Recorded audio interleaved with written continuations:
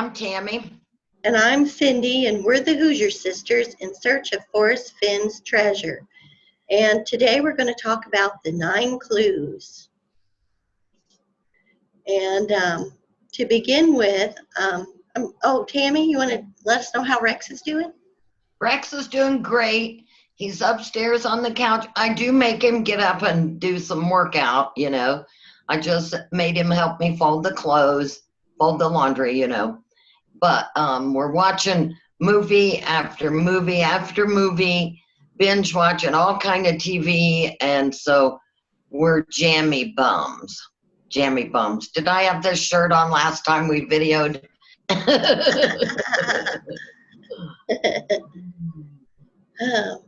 Okay, well that sounds great. I'm glad he's doing good. Yep. Okay, well, let's get on with the 9 clues. I want to share what I think the 9 clues are, and tell you, what I think about that. Mm-hmm. Let me find my 9 clues. Here they are. There are my 9 clues. I think it's begin it where warm waters halt. Take it in the canyon down, not too far, but too far to walk. It's all one.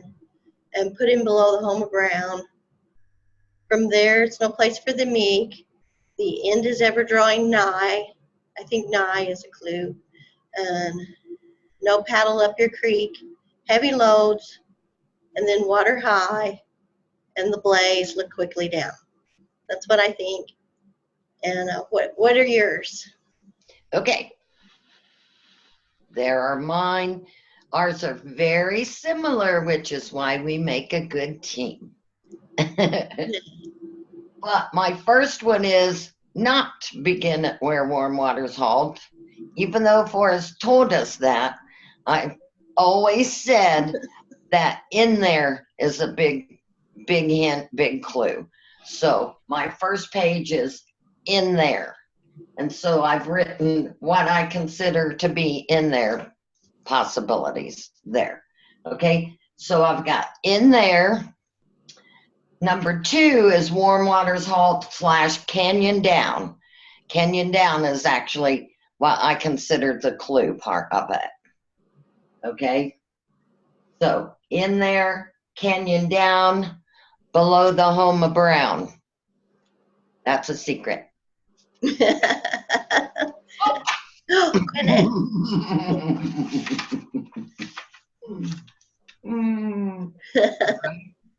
Below the home of brown, and with that I have not far but too far to walk. All right. So clue number 4, no place for the meek. Yeah, it's a dangerous place maybe, or I don't know. Why would it be a dangerous place if we can take our kids? So I'm not sure about that. No paddle up your creek. That's clue number 5 for me. And you got the end. No paddle up your creek. I don't have the end, but that's why we make a good team, isn't it? Yeah. Down here, clue number 6, heavy loads, water high. You got them as 2 separate clues, huh? Yes, I did. Okay, that's because I threw in an extra at the end. Yeah. Okay. So next, clue number 7, the blaze. Got lots of stuff there written at the blaze. It's the end of Finn's rainbow. All right, that was clue number 7. Clue number 8, look down. Look down, Terry Scant, get it and go. That's what I got there, clue number 8. Clue number 9 is cold. Okay. It's cold. Okay, so here's what I think about the clues, and I think that it depends on your location. I think that you need to have an open mind with the clues, and that when you find your warm waters halt, your starting place, that you need to have an open mind, because I think really we don't know what the clues are. I think that as you go along, that you may see something that stands out and may, my clues may change, and maybe I'll decide that no place for the meek isn't really a clue. But to me, each one of those is a real place, a place on the map. Mm-hmm. And so that's why I picked those. Mm-hmm. But I think the other things, like I think the whole poem, it has something to lend to it. So I called them hints because Forrest kind of separates stuff like that. But alone in there, I took as a hint. Mm-hmm. New and old, I take as a hint. And the cold, and in the wood. And what's that above it? Brave. Brave, okay. Read it backwards. Okay, brave. Okay, so those are things I think are hints, and maybe like when you're in your area, you might have those that kind of stand out and guide you. But as far as an actual place on the map, to me, those aren't. But like I said, it's going to depend on the place because, our plan A, it fits all those 9. There's a place, except for I don't know where the blaze is, but there's a place for each of those things. But if we switch over to plan B or plan C, then they might kind of change. Right. Mm-hmm. Mm-hmm. And, and as far as the clues, um, I'm not real far from saying that the 9 sentences are the 9 clues. And because on Mysterious Writings in June 2014, someone asked him, did you intend for there to be 9 clues, or did it work out to be just right with 9? And he said, I didn't count the clues until the poem had been finalized. And so he wasn't basing it around those clues, but when he's done, he just counted them. And he also says, I changed it a few times over the months. I think the numbers stayed about the same. So, like the number 9, I don't believe that's important. And, so that's why that almost makes me think maybe each sentence is a clue, kind of based on that. And I don't really think it matters, what, if we like counting out the clues, what we say the 9 are, just knowing what the poem says and seeing kind of what's there as you go along, starting from your beginning. Yeah, it's important to take all of the important words into consideration. Yeah. I have a few quotes from Forrest regarding the clues, and I'll go ahead and read those. And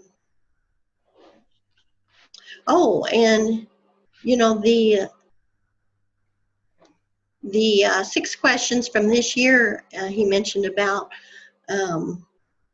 using a road map to get from one place to another, as he described the clues, and so that's why I think that, I guess maybe the inside of the poem has those steps, but maybe kind of the edges of the poem are just helpful knowledge and guidance, maybe. He said you should start with the first clue and follow the others consecutively to the treasure, and I think that we consider that.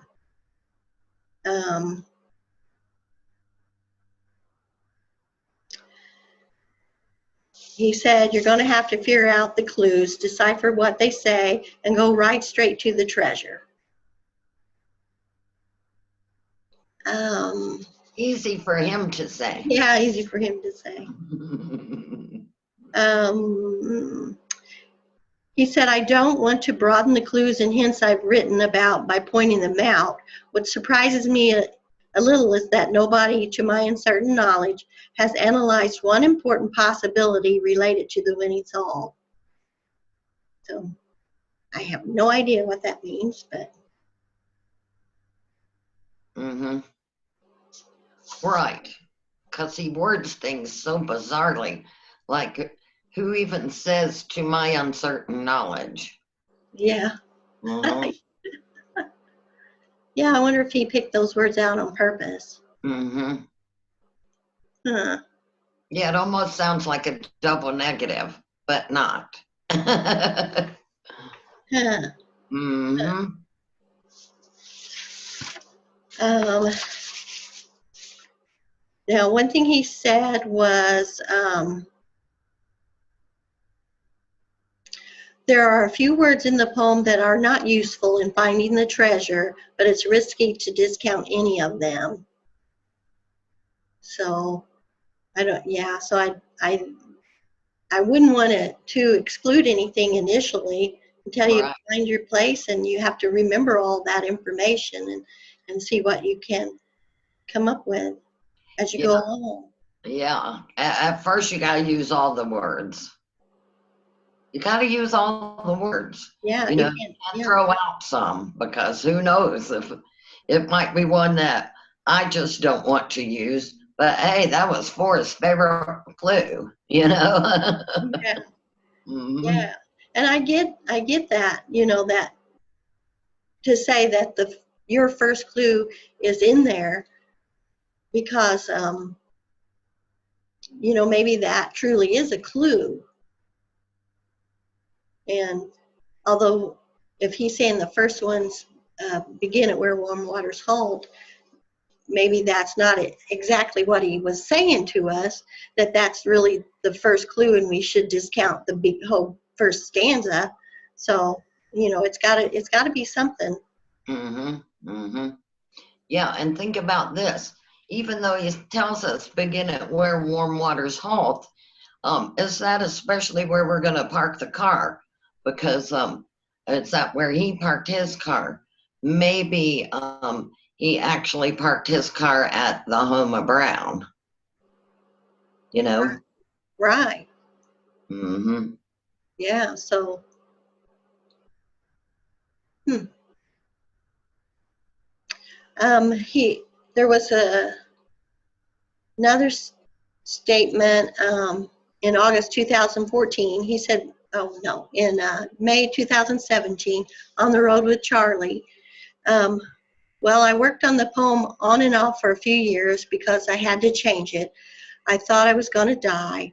And so the initial part of my poem said something like, leave my bones alone, take the chest and go in peace. But then when I got well, I ruined the story, so I had to change that. And I've said before that the poem was really written by an architect. Every word is placed in there strategically, and you can't ignore any of the nouns in the poem. And so I made a list of the nouns. Let me find that. Here it is. So these are the nouns, and I guess they're all important because you can't ignore any of the nouns. Huh. Well, can we make words out of them? I only see two vowels at the beginning of all the words, Oh, I see. E and A. Hmm. We'll Hmm. have to try that later. Yeah. I would like to buy a few more vowels, though. Yeah, I don't think there's enough vowels to do that. So, and there's more than 9 nouns there. So, what's that Yeah. mean? If you can't What? ignore the nouns, maybe the sentences are the clues. I don't know. Mm. I Can't would ignore the nouns. All I right. wouldn't be surprised if the sentences were the clues. I'd be okay with that. That wouldn't Yeah. that wouldn't ruin everything for me. So. No, I didn't take all that 9 clues to the bank or anything. I had about 12 clues. I'm going to use them all. And you know, if you look at the 9 sentences, and those are the 9 clues, and he says, we'll begin it where warm waters halt. That's where you begin it. Or that's the first clue. He did say that, though, didn't he? He said that's the first clue. Did he say those words? Yes, that's the first clue. Okay, so, and then then one of the stanzas, he said that sounds like 3 or 4 to me. So I don't, yeah, that's very confusing, but you can't discount any of the nouns. So I think it's all information except for a few things. But it's risky to ignore any of them. So. Righto. I'm going to be studying them nouns this evening. Okay. Mm-hmm. Okay, this was in the Santa Fe, New Mexican from April 30th, 2013, an article, and it says in it, recently he told an interviewer that serious searchers should read the memoir, then the poem, and read the book again to juxtaposition language and clues from each. And so I thought that was really interesting to use that word for us to go back and look at the language in the book and the poem and compare them to see contrast to understand it. So so we asked our team member Katie what she thought of that, because she's a writer, and she said that we would need to look at the book writing versus the poem writing. So we're looking at the writing of the two and the language to look for contrast. And so I think that's interesting to see how they compare. And so are we looking for things that are different? What do you think? As in stories and feelings that are different, or just English language use? He said the language.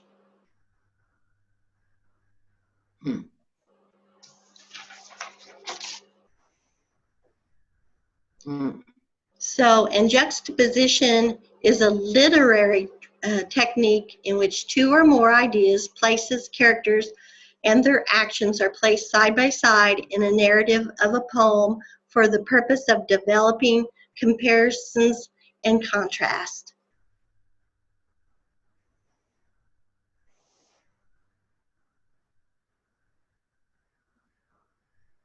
So, I mean, really, I think that's a lot to think about. It is. Yeah, so we might need to think a little differently when we go back and read the poem in the book and compare them. So I'd like to hear what other people think about that in our comments below, please.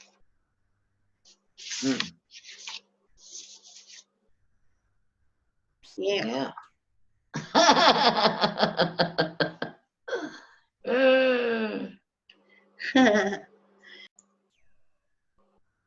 Okay, here's another thing I wanted to talk about, and it's about Doug Preston, and I want to share this with you.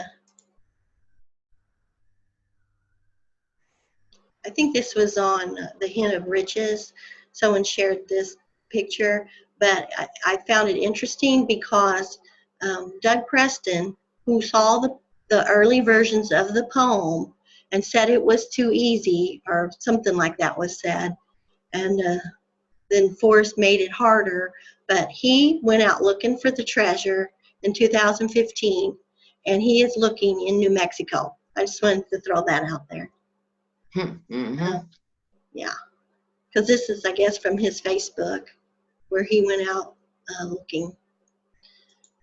But also something else that I caught my eye in the forward of Once Upon a While, and it said he had already written the poem and now brought it out to read it to me. It was similar to the poem he had published in his book, The Thrill of the Chase, but not, if I recollect, exactly the same. He tweaked it many times over the years, making it harder. So in Mysterious Writings in 2016, he said, I could have written the poem before I hid the treasure, but I didn't. So when he showed it to Doug Preston, it was at the time when Doug was looking at the treasure. So he did have the poem and the treasure there in his house at the same time, but maybe he had not finalized it until later, till after he hid it. Also, he said that he had an IOU in the chest at first, but took it out thinking his bank may not be there when it was found. So initially, he expected it to be found sooner. And the IOU was in there to let him know if it was found. So that was his way of knowing. But then later, he said he had worked out a better way. This is Doug Preston talking. He had worked out a better way, he told me, to know when the treasure is discovered, but he did not share that secret with me. So I thought that's kind of interesting. But, you know, that's a little bit about the poem and when it was finished. But yeah, I just thought that was kind of interesting. Yeah. Yeah, that Doug Preston, I think he knows a lot, don't you? I think he does too. He has to. I mean, here's what. I would like to take him to Margaritaville. Information. That's right. That's right.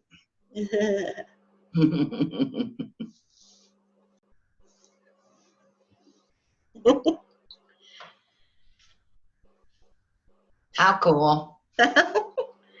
I saw this on Odious Souls last video, and so I hunted it down and stole it. Anyway. Okay, so we promised we would draw names from the comments on our last video. And yay! The winner for the lovely sandcastle. Yay! So I put all the names of the people who commented in here. And I'll go ahead and draw it out. We had lots of comments. It was great. So let me just pull this out here. Okay, and the winner is Leanne Minoka. Leanne Minoka. Yay! So I will respond to your comment, and you'll need to email us and let us know your address, and we will happily mail you that little sandcastle, and maybe we'll do this again because it was fun. Thanks for participating, everyone. Participating, I said. Yes, thanks, everyone. Well, I guess that's it. You think we got it all? Yep. Juxtaposition. That's everybody's homework. Juxtaposition. Right. See, just tell us what you think. Juxtaposition's a tough one. Now, if it was contradiction, he's a walking contradiction, that man. Yeah. If I didn't know any better, I'd think he was Gemini, but he's not. Do you think we need to do a video on that? On why does Finn act like Gemini instead of Leo? Oh, wait, the Virgo, Virgo. I'll do a video on all his contradictions. Yes, I think we should, because, you know, really, there's so much. I always tell everybody, it's everything. Everything that he said, he has contradicted. And so, you know, what do you do with that? Yeah. Yeah. Yeah, it's tricky. It is. Forrest Fenn, there he is behind you. He's sneaking up. Okay, well, I guess that's it. And thanks, everyone, for watching. And good luck with your chase. And we'll see you next time. Bye. Bye, everybody.